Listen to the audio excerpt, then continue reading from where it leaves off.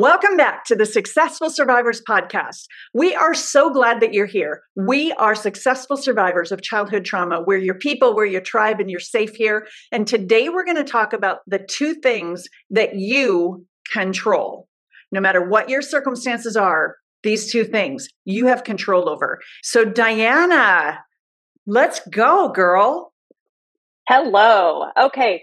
One thing I want to add really quick. Welcome, everyone. Please like and subscribe to our podcast. That's how the algorithm begins to really get out there to all the survivors that really need our podcast. And, listen, there's a lot of survivors of childhood trauma, of any other kind of trauma, and you all matter. So I just wanted to say that first thing.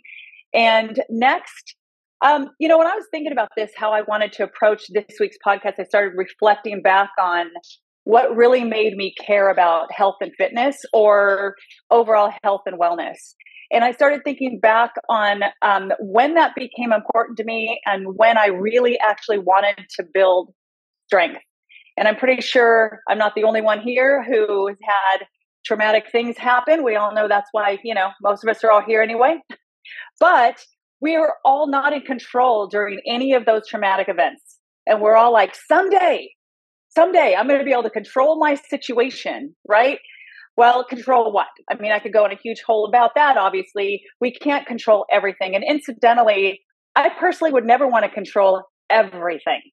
I mean, there's no mystery in life. There's no, excitement. There's no adventure. I mean, it's too much responsibility to control every single aspect of everything, right? So I started thinking about this. When I was younger, I couldn't control anything that was happening in that moment, but I always dreamt of a time where if I could just become strong, I might be able to make a difference. So fast forward, I get my very first job. I'm 15 years old with my whopping $3.35 an hour in 1982. That's a long time ago.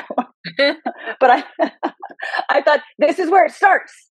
This is the part that is this is the beginning, the trajectory, right? I'm going to be able to make my money. I can help pay bills. I can take care of the whole family. Dad can go, right? I got this. Obviously not realistic, but that's okay. That's okay. But what I started to really do was observe people and the people around me. I'm watching what they're doing. And, most of them were athletes because you're right around 15, 16, 17. They were in high school sports. And so I'm watching how they trained their muscles. They ate the right foods. They went to sleep before I did. They probably got sleep if we're being honest.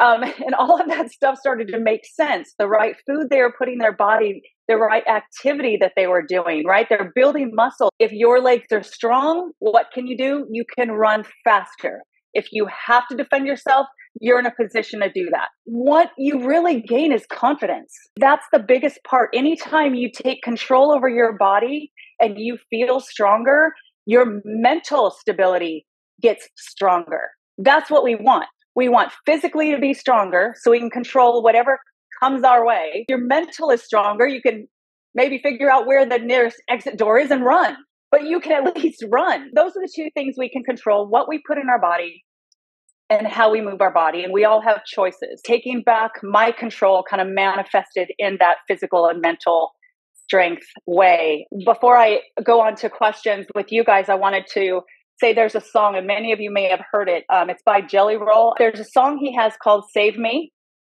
And one of the lyrics, just a little part of it, it says, all of this drinking and smoking is hopeless, but I feel that it's all that I need. Something inside me is broken. I hold on to anything that sets me free. I'm a lost cause. I know I have felt that way in so many times, like up and down, doing the, different journey and self-destruction and self-medicating and all the things that, we do a lot of us do anyway, when we go through trauma, because that's our control, right? But what is that doing? That's putting something in our body. We have control of that. Moving our body, sitting on our butt, doing nothing, right? We have control of that. Those are the two things that we have control over.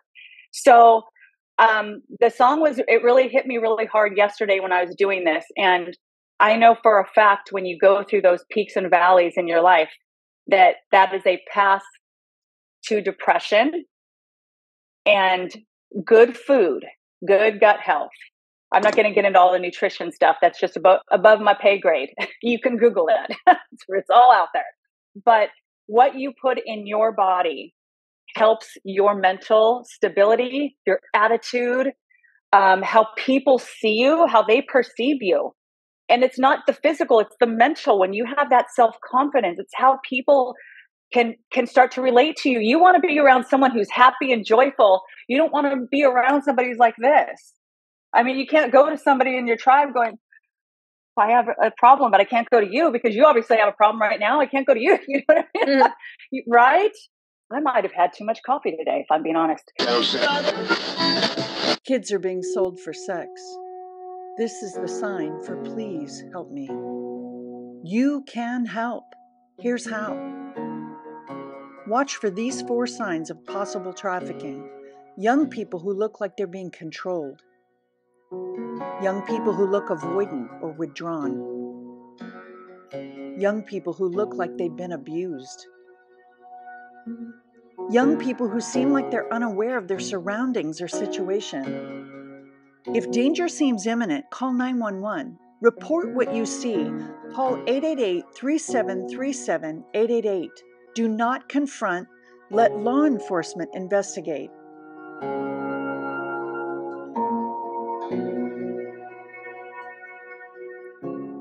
For more information and free resources, go to successfulsurvivors.org. Well, I'm going to go to the questions. Dawn, what obstacles do you think you face in taking charge of your food and physical health after tough experiences in childhood?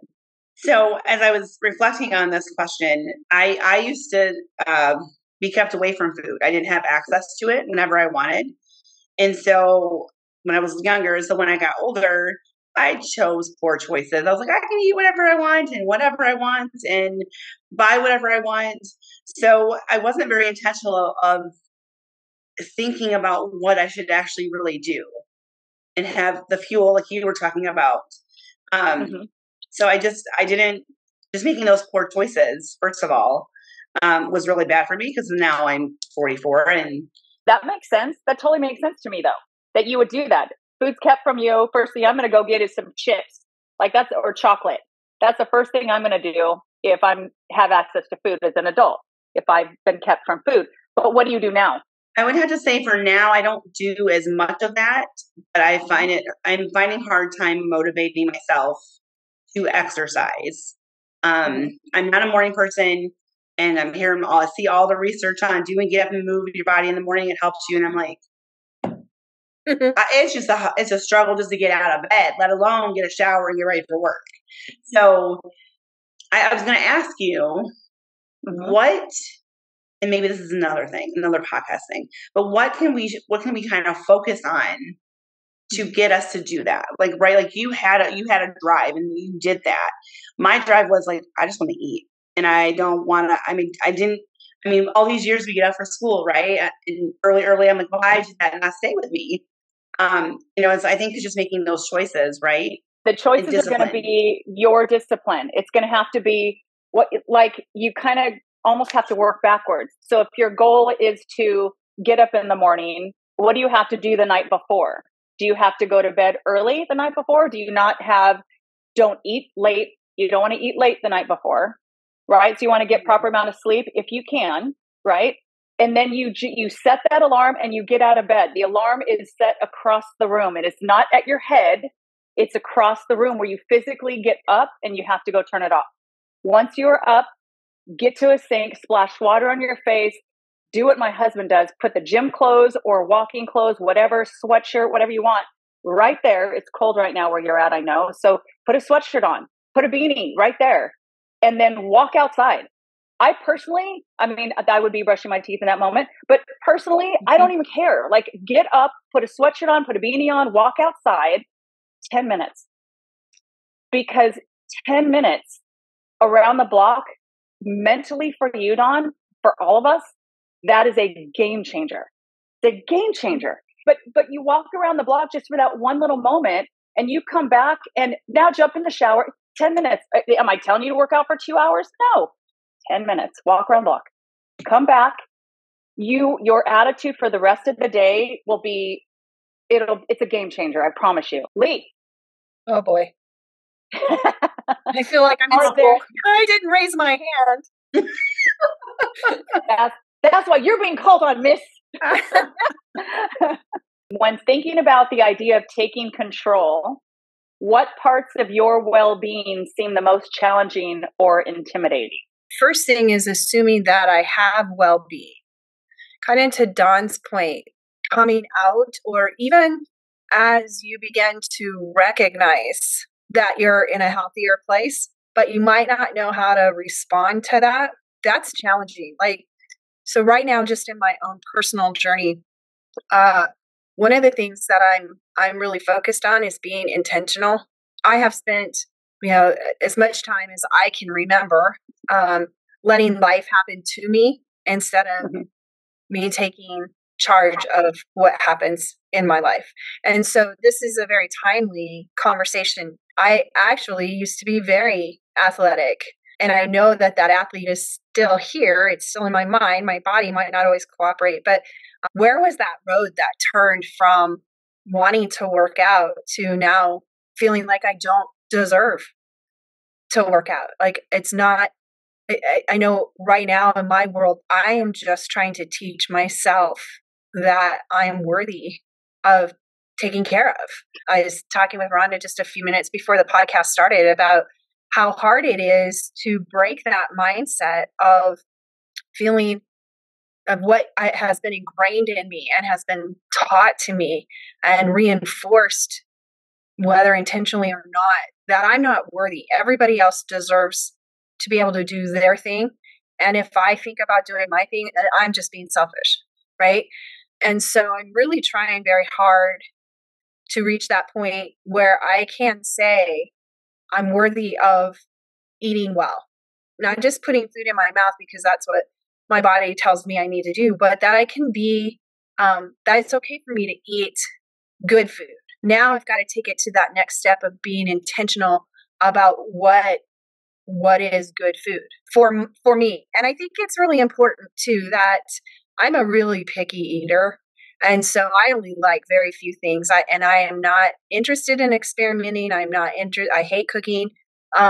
So I'm not going to turn into a gourmet chef.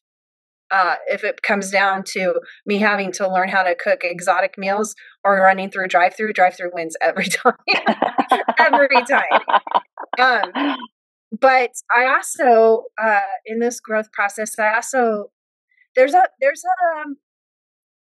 I don't know if it's regret or if it is grief, but waiting until you're 57 to figure it out or feel like you are in a place that you're worthy is hard. I mean, there's a sadness there that I didn't care about myself before now, right? And so to any of us that are listening that might be in the same boat I am, I want to encourage you that you are worthy, that you do deserve to treat yourself well.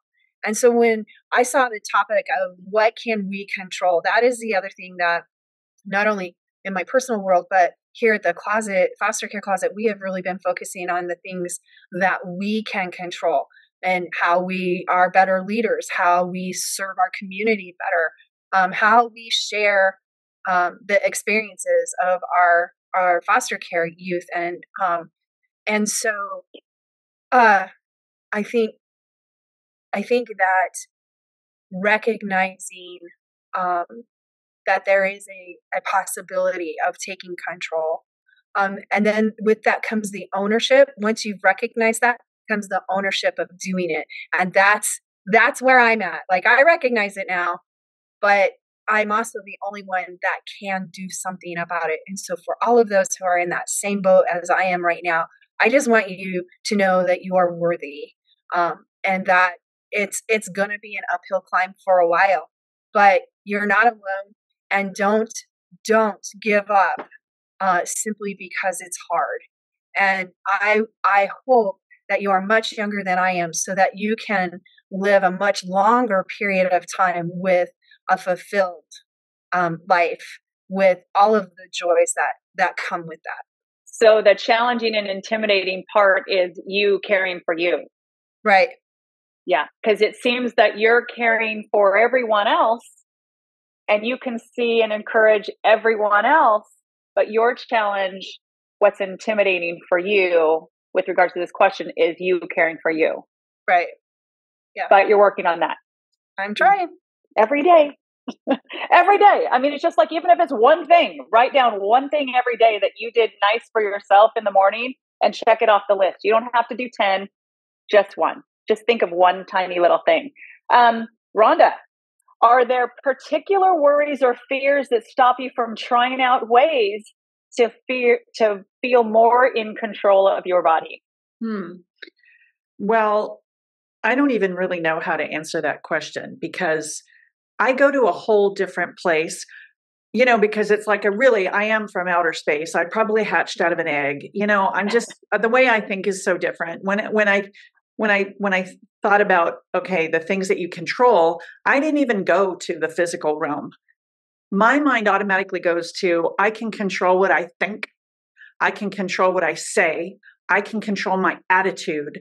I can control, to a degree, my feelings. And then, in the physical realm, I can control that I put water in my body instead of soda. I can choose to eat broccoli instead of chips. All of that kind of thing is easy for me because I love vegetables. I really don't like greasy processed food. I really don't like drive-through. I would prefer, I know, Lee, where you're coming from, but I'm kind of the opposite because I think it is kind of an element of control for me. When I cook my food, I'm in control of my food. There's not somebody in the drive-through who's irritated or doesn't like the car I drive or whatever, who spits in my burger before they no, that's not happening. I eat at home most of the time for weird reasons, but that way I control what I eat. But so I'm sure that I'm really not appropriately answering your question, Diana. I think, though, Lee, I really relate to what you were saying. I think that's where my brain still is. To this day, there's like a it's not a word, I'll just make it up right now, deservability issue with me. Like, I don't initiate phone calls. If you've ever gotten a phone call from me, it was a very rare occurrence. It's like the sight of a unicorn. I will return a call, but I don't initiate phone calls because in my head, you don't want to hear from me. You don't want me to call you. It's going to be a huge inconvenience for you. You're going to be on the other side of the phone, rolling your eyes like, oh my gosh, why is she wasting my time? I can't stand her. Why is she calling me and sucking up my time? I don't want her. I don't like her. I don't want her near me. I wish she wouldn't call me. This is the committee in my head. I don't go places that I'm not invited. I would never say, oh, Diana, you're having people for Super Bowl. Can I come? No, you will never hear anything like that from me. So consequently, I don't really show up at things a whole lot. So it all, though, boils down to me, worth and value and deservability. And I lived a big, long part of my life just thinking that I didn't deserve the air that I breathed, the food that I ate. I was taking up space on earth. Because, like you said, Lee, you said it so perfectly. The message in me was received when I was very young, loud and clear, and then it was confirmed and confirmed and confirmed over and over and over again that I wasn't wanted and I wasn't worth anything. And so I'm just a huge inconvenience to everybody in the whole world. So I've fought that my whole entire life. And what has helped me is becoming a Christian and believing that there is a God who loved me so much that he sent his son to provide me a pathway back to him, to eternal life. And I buy it. I just buy it. So that's very helpful for me. And so all the stuff that I've written, the books that I've written, like 30 Days to Happiness, guess what? It's about fighting depression. 30 Days to Love, and Love is Action, all about feeling unloved and getting to the place where you do feel loved. So yeah, there it is. So I get it. I get it. This part of why I wanted to do this podcast, because survivors of childhood trauma have had these messages. We've had our control taken away. But like you said, Diana, to Lee, or to Don, maybe, what are you doing now? So we can all right now today decide that today is the day that we are going to do something differently, think differently, take control of our situation. Whoever's listening to this, hopefully you're not being abused now. You might be stuck in the feeling of it, post-traumatic stress, that kind of thing, but hopefully it's not happening right now. And today can be the day that we all listen to Diana and start taking control of what we eat and drink and how we move. And I think that'll influence the way we think and our attitude and, all the rest of the things that I think about. So, I mean, it does trickle down. it does trickle down. So, all I could do is encourage you guys to just, even like I said to Lee, just one thing. Do like one good thing for yourself a day for 21 days. Let that one thing become a habit. It doesn't really matter how long it takes, right? As long as you're doing one positive step every single day for yourself. Amber, my friend Amber, how could having a supportive group of people around you or getting help from professionals be helpful as you start the journey to take care of your health? I would certainly say the encouragement is so important. From what actually everybody was talking about, I think it touches on that. Like, where do we go from the mind frustration and the heaviness of the thoughts to keep us from taking that first step that you were talking about? And a lot of times that's the people around us, the encouragement, the motivation, how did that exercise go that you were doing, or the nutrition that you were doing, and the accountability to check up. Somebody who is for you in this, not against you or offensive with you while you're doing this.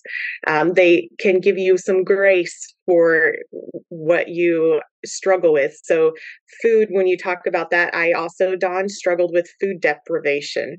I mean, I would keep peels of apples in little pieces in my cabinet and to use them.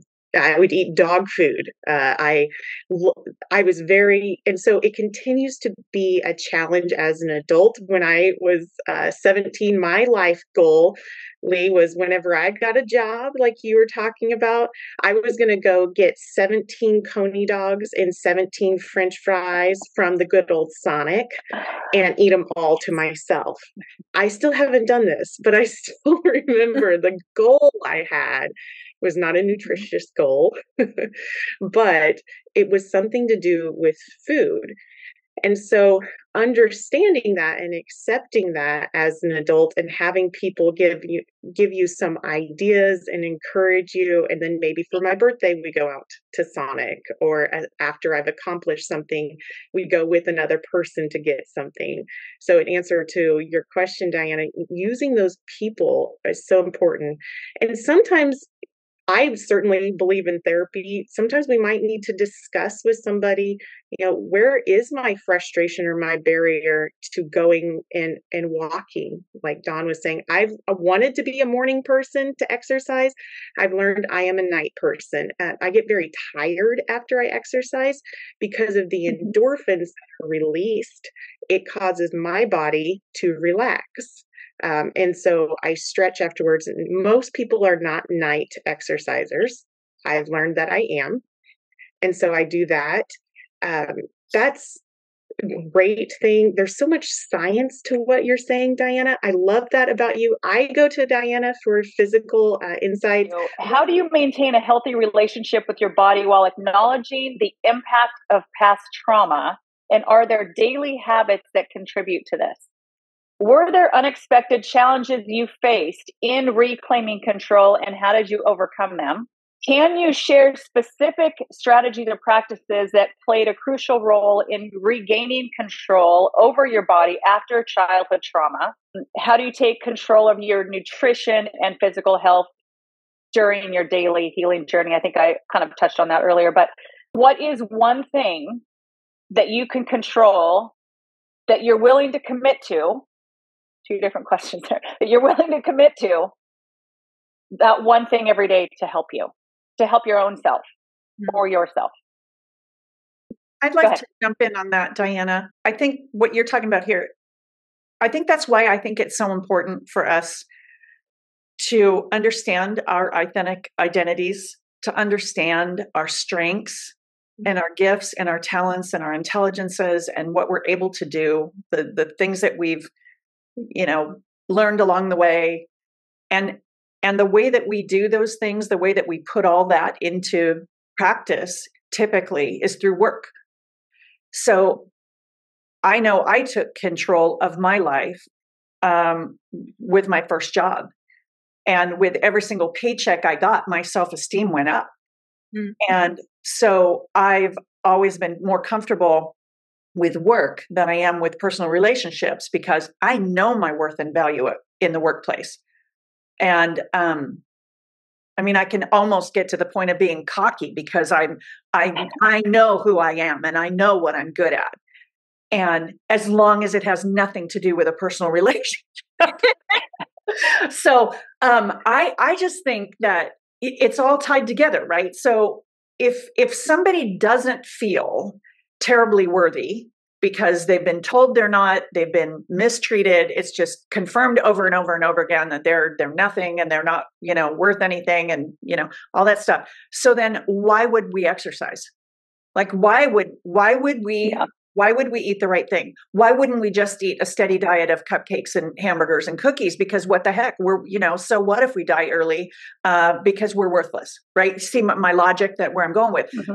So I feel like, okay, if we can at least pull ourselves up by the bootstraps enough to get a job and throw ourselves into work. This is what happened to me. Obviously, it doesn't work. Maybe it's just not everybody, but it's me.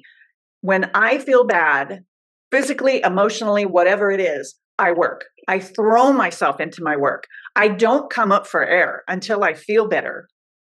And because I get my worth and value from my work, right? So then when you're up a little bit because you feel good, because you're nailing it, you're doing a good job, and feeling better about yourself, then I think you're in a much better position to start valuing yourself enough to make better choices about what you eat and how you move and how much you move and all that kind of thing. Does that make sense? Yeah, that makes sense. Dawn, you had something to say. I was just remembering in an earlier podcast, you were talking about how you make new memories. Mm-hmm. And I think for me, food, I was just realizing as we were talking, actually, lots of revelations lately. Once you start being intentional, they just come and you're like, oh, okay, that makes sense. So one of the things that I think is hard for me to eat healthy food is we always ate that at Grandpa's, my foster parents' house. So, and I don't want to remember that because why would I do that? So I think that I need to make some new memories. Like you had mentioned, probably 3 or 4 podcasts ago. And maybe that's something for me and maybe somebody for our listeners that have those memories around good things that were ruined by the people we were with. Mm-hmm. And so I think that for me, I'm going to do the 10-minute walk because, you've been telling me this for I don't know how many times you've been telling me this. And I halfway listen and then I do it and then I don't do it. And then so you can only say it so many times and then I just got to do it. So I'm going to do it, the 10-minute walk. But I think also I'm going to focus on when I'm going to make food or I'm going to get food, buy food, I'm going to start with buying the food, right? No, I'm going to start sooner. I'm going to start by writing my list. What am I going to buy at the store? How is this going to affect my body? And maybe spending an hour of not just, writing it down, but also what is it doing to my body? And why do I want to eat it? Because I don't want them to have power over me anymore. Right? I think that's, you're talking about control, right? It's this power that other people have or the memory has that keep us stuck. At least for me, that's what I feel like. So I just got that revelation. So you're welcome. I'll share with everybody else. That's awesome. Hey, I'm really happy. With what you were saying with that, I just noticed you're saying that they had healthier food and that's why you do avoid it. when we avoid things and we don't do something because of them doing it, we're still giving back based on the people who've screwed up our lives or done bad things. Whether we're doing it because they taught us or because they're not, we're going to extremes based on how we feel about that person. So being aware of that, and I have to do this all the time because it's an ongoing challenge, saying, I'm going to do this because I want to do it, not in defense because they did or didn't do it. I'm going to do this because somebody who's valuable to me, like Diana, brought it up and it's important, and I want to do it in relation to her, instead of trying to control it based on those people. That's still getting fixated and making decisions based on those people, which is okay to a degree, but you want to make sure you're doing it for the right reasons in yourself. I struggle with that. I am a sweets person. You were saying something, Diana, earlier I don't remember what the question was, but sweets is my go-to with stress. And I always recommend going to a doctor first and asking about it, because when I think of trauma from the clinical side, it affects our hormones so much, as does exercise in a really good way too. And so you want to make sure of how your body is. But a cool thing is dark chocolate. I've learned to try to eat dark chocolate rather than regular chocolate when I'm going to sweets, because 40 grams of dark chocolate, so like 1 bar of dark chocolate, is for 2 weeks can actually reduce the stress levels in our brains. And I'm like, okay, yay! I'm getting a sweet and I'm mentally helping myself, but I'm still meeting my sweet need. So, I'm kind of compensating for myself here. So that's perfect, though.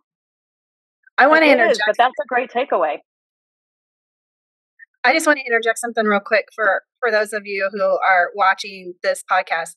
I struggle with a lot of things, but I also want anybody who's listening to understand that I choose not to stay there. I think sometimes in these podcasts, I come across as the one needing the therapy the most.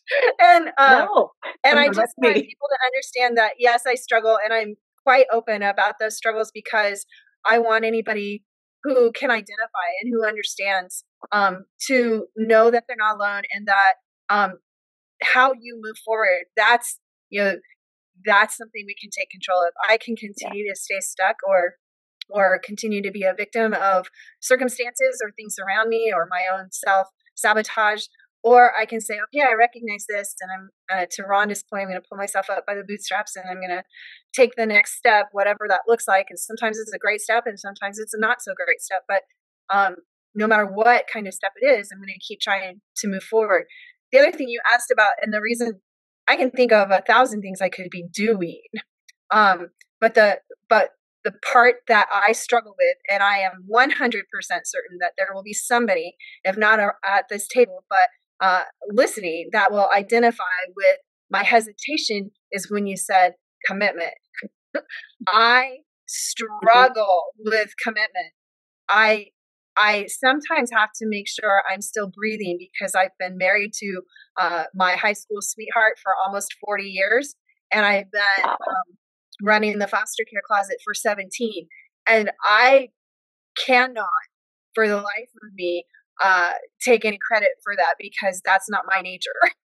that is God intervening, helping me realize, don't make a stupid decision. And so for anybody who's listening, that maybe your hang up is commitment. Maybe it's thinking about doing something, even if you love it, for the next 21 days. Maybe, Diana, you can help us break it down into, okay, can you do it for just the next 3 days? Can you commit to 1 day? Yeah. Just commit to 1 day. Just commit to 1 day. And then every day, I mean, there's a reason why in AA, it's 1 day at a time. There's a reason why that's a thing. It's because commitment, like you say, is very, very difficult to say, oh my God, I'm going to have to do this for 21. I personally, that's overwhelming for me as well. But the only way I get around it is I commit to I'm going to do this today. And then the night before I'm going to go to bed, I'm like, I will either schedule a walk with a friend, or I try and figure out when can I do a workout tomorrow. And then I wake up in the morning. I'm like, I'm giving myself a commitment. That's my gift again today. Listen, it's not a 7-day gift. I don't give myself gifts 7 days a week. That's not a thing in terms of working out gifts. I might do, if I'm not going to work out that day, maybe I trade up the gift. Maybe I say, okay, I didn't work out today, so what good thing can I do for myself? Maybe that's reading something positive, learning something positive. It's just put something in your brain that's positive and you're doing something good for yourself. Mm-hmm. So it doesn't have to be like a commitment of 21 days, throw that out on paper, whatever. Just every single day, just do something good for yourself. And that's kind of all I want to like really, really come across to everyone and say, because that is what you have control over. And I'm saying one thing, the podcast is for two things: control what you put in your mouth, control what you do with your body, or how your body moves. But I would just challenge everyone to just control one thing every day and write one thing down that's positive for you. Because Lee, and I know, and everybody on this panel knows, we all do for everyone else. This is what survivors do. We help everyone else, and it's probably innate. It's just in us because of how much trauma we suffered. We want to make sure to help someone else, and that's just what we do. I get it.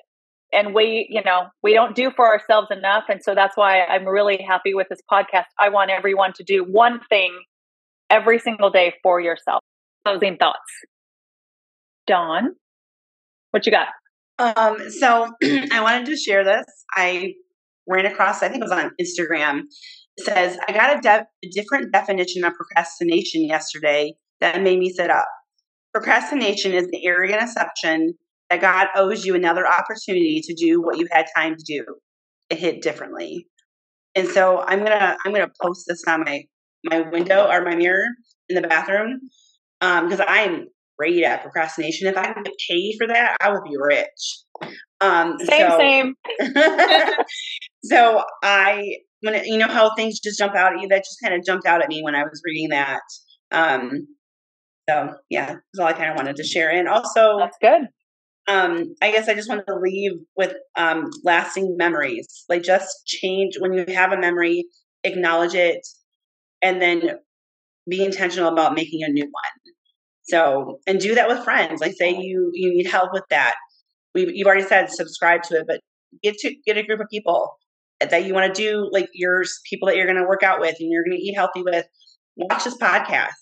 Be encouraging to each other, and commit to the one day thing, but also maybe commit to making new memories around food and what that means. And maybe you do research together on the benefits of things, right? Sometimes we know it, but sometimes we have to be reminded of what it is. That's good.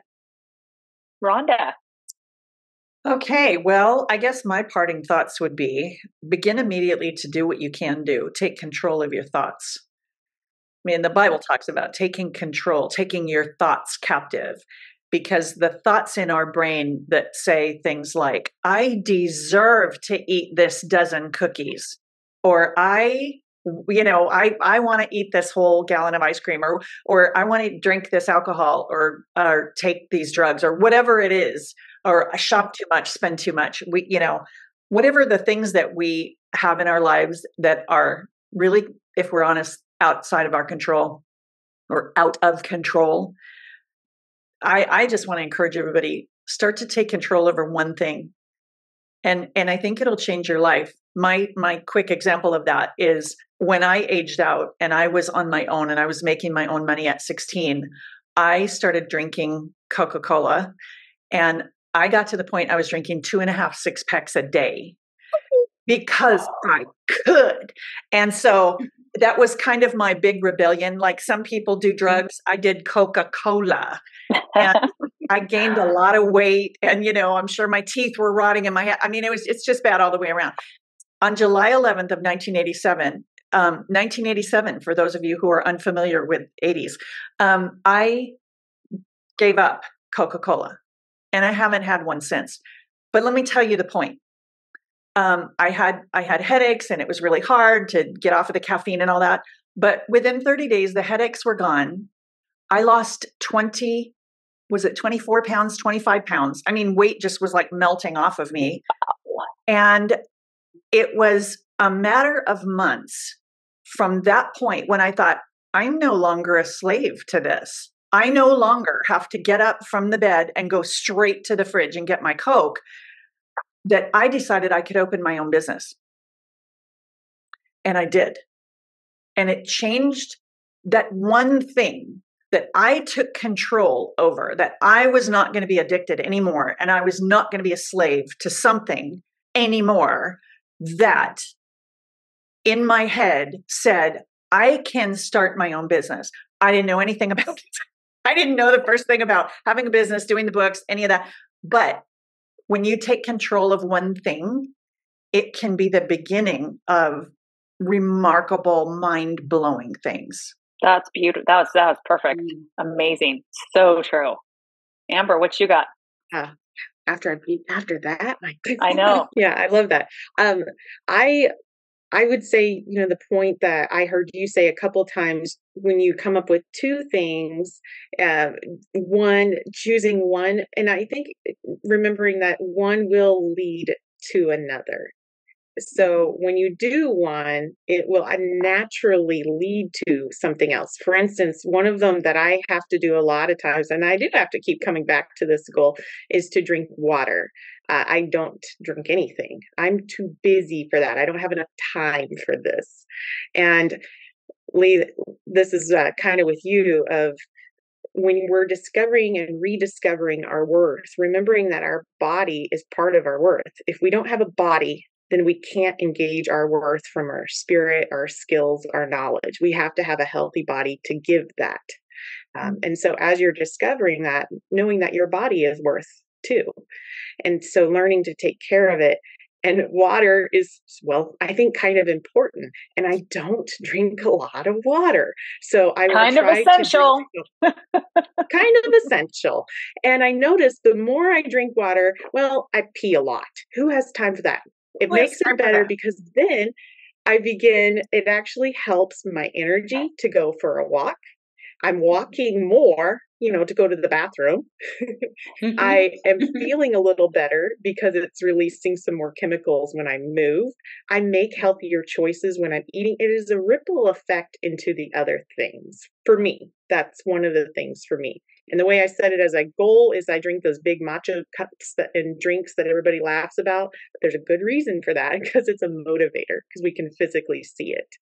So that's what I loved about what you were saying there. It's just one thing, one time. So just one thing. Yeah. So that's good.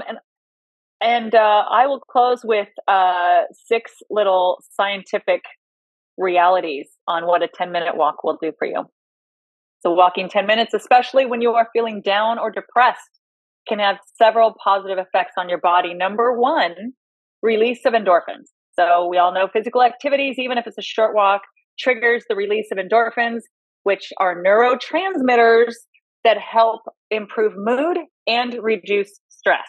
Number 2, improved blood circulation. Walking increases blood flow, delivering more oxygen and nutrients to your body and brain, but it can contribute to enhanced cognitive function, that cognitive function that we all need, and overall well-being. This is a great thing.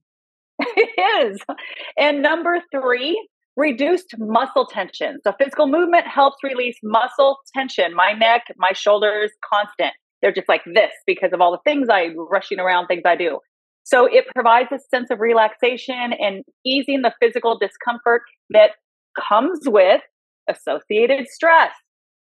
Number 4, increased energy levels. Walking can boost your energy levels, helping you counteract those feelings of fatigue, lethargy, which is often associated with what? Depression.